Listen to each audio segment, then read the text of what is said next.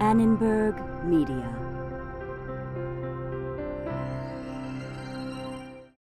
Additional funding provided by the people of Dow, the company that lets you do great things. The 8,000 scientists of the Eastman Kodak Company. The Exxon Education Foundation on behalf of Exxon scientists. And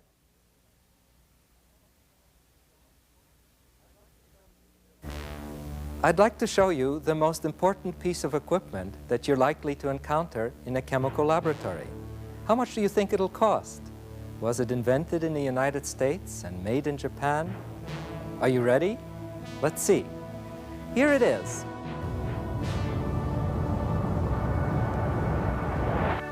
This is it. Not a superconducting super collider, is it? Not a piece of equipment that's worth $100 million. Just a piece of paper, a chart, an idea, a tool for the mind. This was invented by Mendeleev, a Russian, 120 years ago. It's called the periodic table, and it's worth more to chemists than all of the pieces of equipment in our laboratories.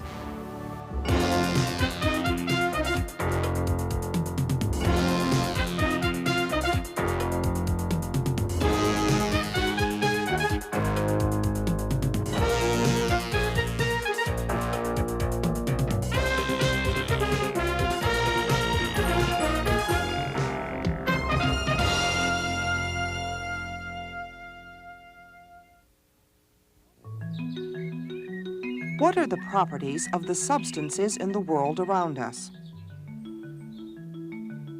There are two types of properties.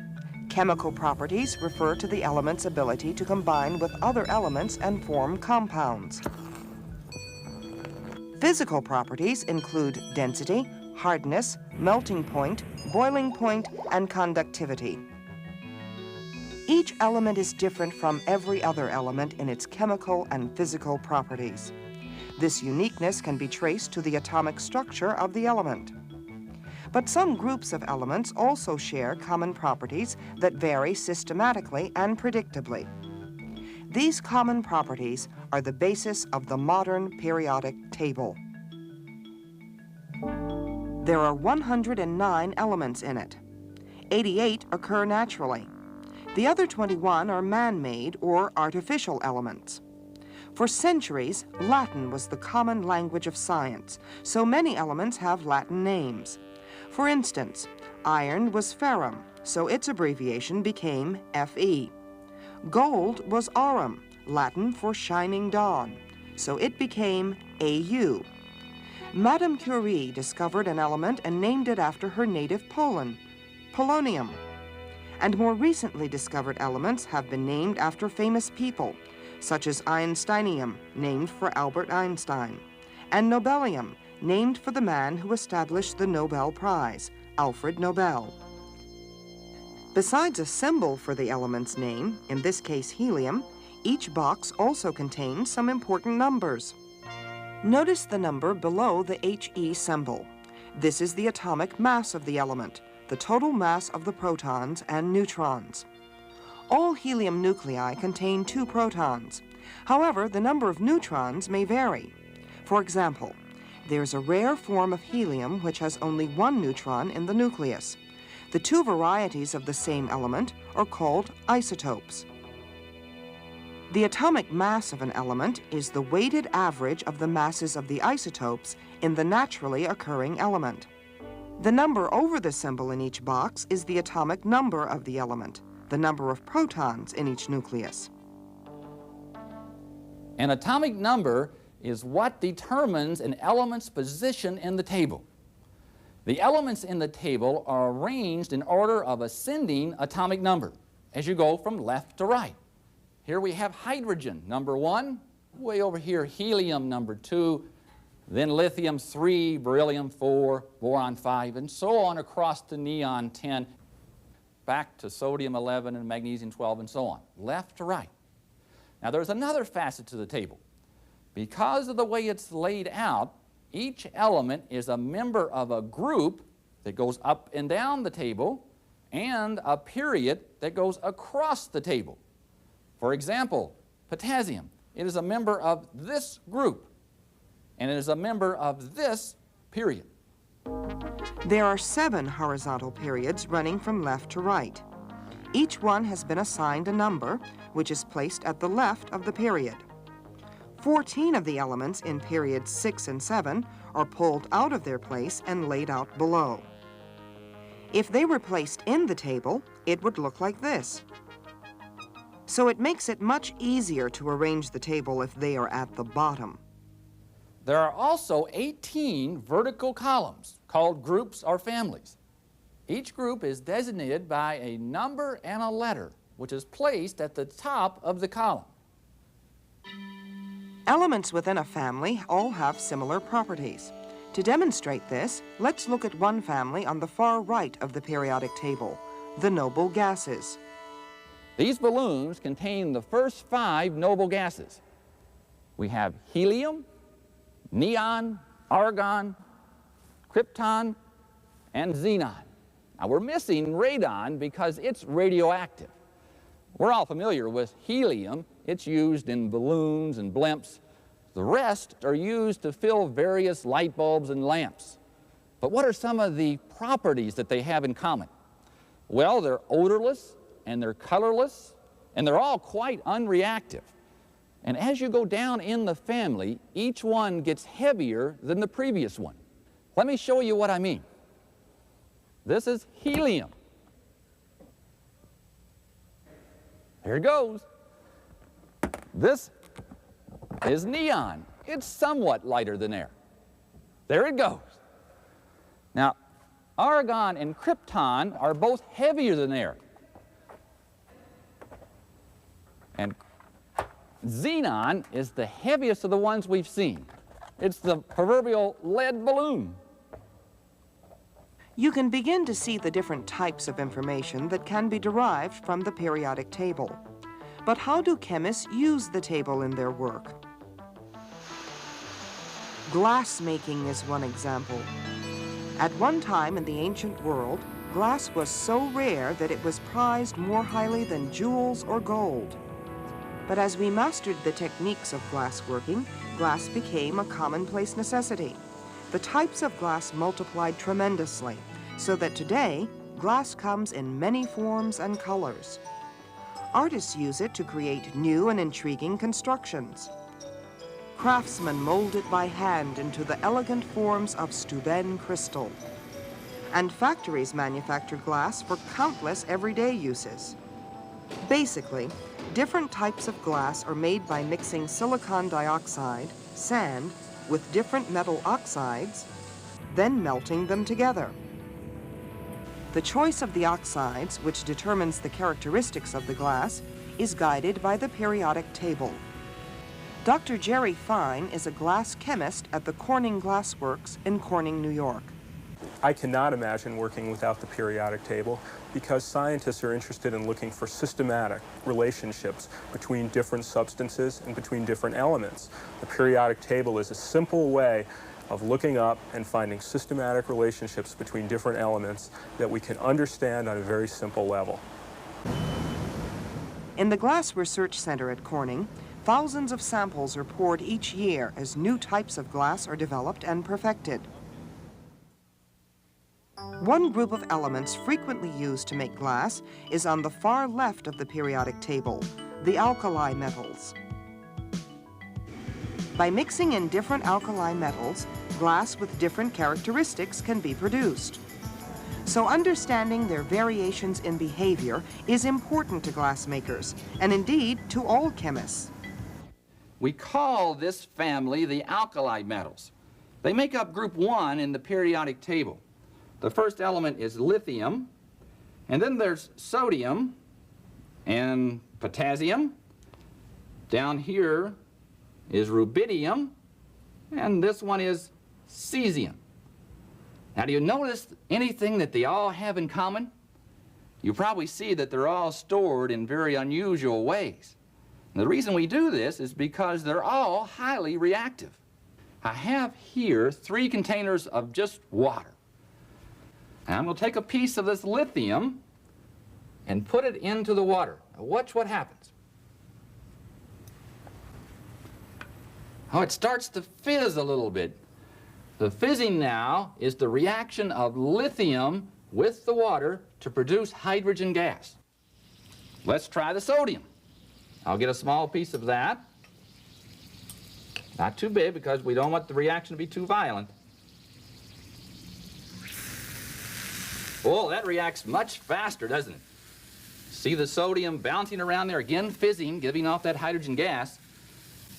Okay, let's try potassium, the most reactive of the three. I'll get a small piece of that and put it into the water. Wow! That really reacted violently, huh? Did you see the immediate reaction of the potassium? Again, it formed that hydrogen gas, and the hydrogen gas was ignited. So the alkali metals all have similar chemical properties, but they also vary systematically. As you go from the top to the bottom of the column, the atoms of each element become larger. Chemists can use this characteristic to increase the strength of their glass. The size of an atom increases as we go down any column. In the alkali metal group, the atomic size increases from lithium to sodium to potassium and so on. But as we move across a period, starting with an alkali metal, the size of the atom gets smaller and smaller until we get to a new period. Here we see a jump in atomic size in the next alkali metal and again a decrease along the period. This pattern repeats itself throughout the table and is called periodicity. Everyone is aware that glass tends to be a brittle material. If you've ever thrown a baseball through a window, you know that the glass breaks quite readily. However, there are ways of taking that simple window glass, which is made of sodium, calcium, and silicon, and treating the glass to make it strong. One way that we do that is by use of the periodic table. If we take that glass that contains sodium and substitute potassium in the surface for the sodium, or substitute an element that behaves basically in the same way, but is slightly larger, we can enhance the strength of that glass and make strong glass. The results of this process are quite easy to demonstrate. If a steel ball bearing is dropped from 1 foot onto glass made with the alkali metal sodium, watch what happens. The sodium-based glass shatters completely. Now watch what happens if the same ball bearing is dropped on a piece of glass where potassium has been substituted for sodium. This time, the ball will be dropped from 20 feet. The way we do that is by taking the glass which contains sodium and dipping it in a bath containing molten potassium. What happens is the molten potassium substitutes for the sodium in the glass on the surface of the glass. Because from the periodic table we can tell that potassium is larger than sodium, the potassium atom literally stuffs the surface of that glass. The predictive ability of the periodic table was first demonstrated by a Russian chemist, Dmitry Mendeleev. 100 years ago, he developed the predecessor of our modern table. Mendeleev's table included all the elements then known and was consistent with their varying properties. For 3 undiscovered elements, he left blank spaces, predicting that they did exist and that their properties would be consistent with their position in the table. For his time, it was an amazing hypothesis. One position that he left blank was this one for gallium. Based on the properties of the 2 neighboring elements, aluminum and indium, Mendeleev was able to predict some of the properties of gallium. He was also able to predict 2 other elements, germanium and scandium. When the elements were discovered and their properties measured, Mendeleev's predictions were found to be remarkably accurate. In this century, another chemist, an American, rearranged the structure of the table based on the properties of elements that he himself had discovered. His name is Glenn Seaborg. In 1944, the periodic table didn't look like it does today. The periods and groups were laid out differently. Back in the days of Mendeleev and actually extending into the 1930s, the heaviest elements, thorium, protactinium, and uranium, were put into the periodic table up in the body of the periodic table under hafnium and tantalum and tungsten.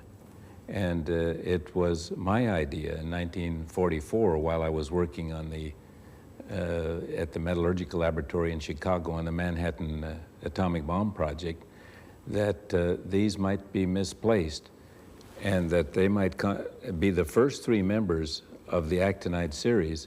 And then I boldly, and against the advice of some of my eminent inorganic chemist friends, plucked those out of the body of the periodic table and put them in the row below, and then continued that with 93, 94, and so forth, up to 103. The idea to rearrange the table occurred to Seaborg late one Friday afternoon. He was drafting a classified report for seminar the following Monday, and he decided to include this idea in his report. I presented this at that Monday seminar, and it went over like a lead balloon. You know, the idea that one would be brash enough to change the periodic table after all these years in this fashion, when everybody felt that thorium, protactinium, and uranium should be in those sacrosanct positions up in the body of the periodic table under hafnium, tantalum, and tungsten. His discoveries of the new elements remained classified until after World War II. When he was able to publish, he incorporated his new arrangement of the periodic table. I showed this periodic table to some of my friends, the most eminent inorganic chemists in the world, and told them that I planned to publish it, and they said, "Don't do it, Glenn. It's wrong. It will ruin your scientific reputation." Well, I'm fond of saying that I had an advantage. I didn't have any scientific reputation at that time, so I went ahead and published it. Seaborg's new arrangement enabled him to predict the properties of still more elements. His ideas were later verified when the elements were produced artificially. Seaborg was awarded the Nobel Prize in Chemistry in 1951. His rearrangement is our modern periodic table, and what ultimately determines the position of an element in this modern table is the way the electrons are arranged in the energy levels of the atom. As we move through the table and the number of electrons in an atom increases, the energy level diagrams contain more and more levels and sublevels. Both the number and types of electron clouds increase in complexity. For example, this is the energy level diagram for hydrogen's one electron in an s cloud called the 1s. Lithium's 3 electrons are diagrammed like this, 2 electrons in the 1s cloud. Each cloud can contain 2 electrons. Then the 3rd electron is in another cloud, an s cloud at the 2nd level. Let's move forward to sodium and look at an energy diagram for its 11 electrons. Its first 2 electrons are in the cloud at the 1s level. Its next 2 electrons are in an s cloud at the 2nd level. This is actually only the first of 2 sublevels at the 2nd level, so it's called the 2s sublevel.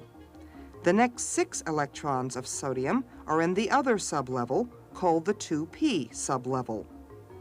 Notice the number of clouds in the 2p sublevel. There are 3 p-shaped clouds in it. Each of these clouds contains 2 electrons. Where does sodium's 11th electron go?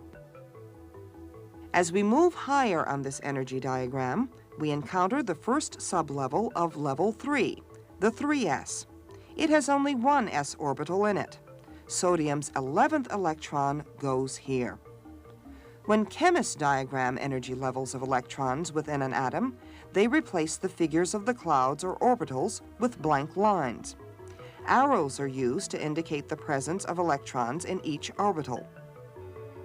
This is the diagram for sodium's 11 electrons. Sodium is the 2nd alkali metal. Note that it has 1 electron in its outer orbital, the 3s. This is the diagram for lithium, the 1st alkali metal. Look at its highest energy level. Once again, it is only half filled with only 1 electron in the 2s sublevel. The similarities in properties of lithium and sodium, and indeed all the alkali metals, are due to the similarities in their outer electron structure. The outer electrons in any atom are called its valence electrons. The noble gases are another example of a similarity in outer electron structure. They have a filled s or p sublevel, a very stable arrangement. Next to them is an important group called the halogens. They are all missing an electron from an almost filled sublevel, which makes them very reactive. Now, as the number of electrons in an atom increases, what are the rules these electrons follow in filling different sublevels and orbitals? To find out, Don Showalter went to St. Albans School on the grounds of the National Cathedral in Washington, D.C. We're out here today to show you how the electrons fill up the various energy levels that you just saw in that diagram. And to help us out, we have these 11 baseball players. Right, Coach! All right. These baseball players are now going to represent electrons. And we're going to have an electron practice. They're going to practice the rules that chemists use to fill the various energy levels. Now here's the ground rules. These bleachers represent the various energy levels. The lowest one being the 1s, colored blue. 1s! Good. The next energy level is the 2s. It's colored green. 2s! All right. Now the 2p has 3 sublevels, and it's colored red. 2p with 3 sublevels. Good. And we've got the highest energy level is the 3s, and it's colored yellow. 3s! All right. Now there are 3 basic rules that we have to follow. Rule number 1. Electrons fill lowest energy level first. Electrons fill the lowest energy level first. Okay, here's rule number 2. No more than 2 electrons in any one orbital. No more than 2 electrons in one orbital. Beautiful. Here's rule number 3. If you have more than 1 orbital in a sublevel. If we have more than 1 orbital in a sublevel. 1 electron in each orbital before you double up. 1 electron in each orbital before you double up. Great. Have you got it? Yes, Coach! All right, let's get energized. The first element is hydrogen. Go! Hydrogen has 1 electron, so it goes in the lowest energy level available, the 1s. Now we're going to skip to nitrogen. Go! Nitrogen has 7 electrons. The first 4 fill up the 1s and the 2s. But what about the next 3? 1 goes in each of the 3 2p orbitals. Now we'll skip ahead to sodium. Are you ready, team? Yes, Coach! Go! Sodium has 11 electrons. The first 4 go into the 1s and the 2s. The next 3 go into each of the 2p orbitals. Then numbers 8, 9, and 10 go in. Finally, the 11th electron goes into the 3s sublevel. And that's the way the electrons fill the energy levels. Right, team? Right, Coach! Scientists at the Smithsonian Museum have applied a technique that uses information about the energy levels of different atoms to study works of art. This technique analyzes the elements in different pigments and is called X-ray fluorescence. Jacqueline Olin is a chemist at the Smithsonian. If, for example, you were to know an artist's work so very, very well that you knew that that particular artist never used a particular pigment in all the paintings that have been studied, and there's a painting in question, one might analyze a painting to determine whether or not that pigment, a pigment that's not characteristic of that artist, is present.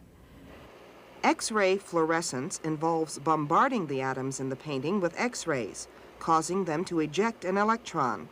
To see exactly how this happens, let's return to the electron team. Here are the electrons in their energy levels for the element sodium. As an X-ray enters the atom, it knocks out an electron in the lowest orbital, the 1s. When this happens, some of the electrons in higher energy levels fall to lower energy levels, filling the gaps. As the electrons cascade down to lower energy levels, they give off an X-ray pattern that is characteristic of each element. Instruments analyze these X-rays and identify what element is present. It's very nice to be able to quickly and easily find out what some of the elements are that are in the painting, because we have looked at the painting in terms of the colors we see, and we'd be interested to know if that blue is a copper-containing blue or a cobalt-containing blue, and that can be done readily by using X-ray fluorescence to identify the elements present in that area. So it's a nice technique for non-destructively and quickly identifying some of the elements present in the painting. To review, the elements in the periodic table are arranged in serial order according to their atomic number. The rows are called periods and the columns are called groups. The size of the atoms increases as we go down in a group and decreases as we go across any period. This is an example of a periodic property. Elements in any group have similar arrangements of electrons in their energy levels. Therefore, they have similar chemical properties. You can see right away that a given electronic configuration implies similar properties. For instance, the alkali metals with their one electron in an S subshell, they all readily give up that electron and no more than one electron. And all of the halogens on the other side of the periodic table with their missing electron in a p subshell readily accept such an electron. One might ask, why do we concentrate on the outermost electrons and not all the other ones? It's because the outermost electrons are at highest energy. They're furthest away from the nucleus. In them is chemistry.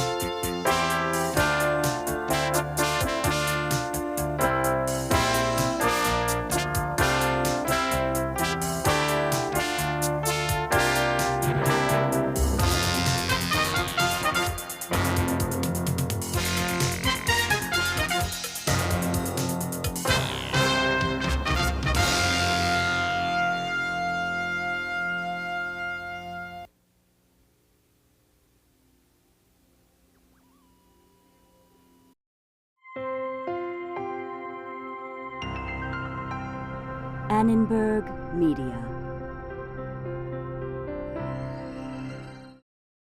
Additional funding provided by the people of Dow, the company that lets you do great things. The 8,000 scientists of the Eastman Kodak Company. The Exxon Education Foundation on behalf of Exxon scientists. And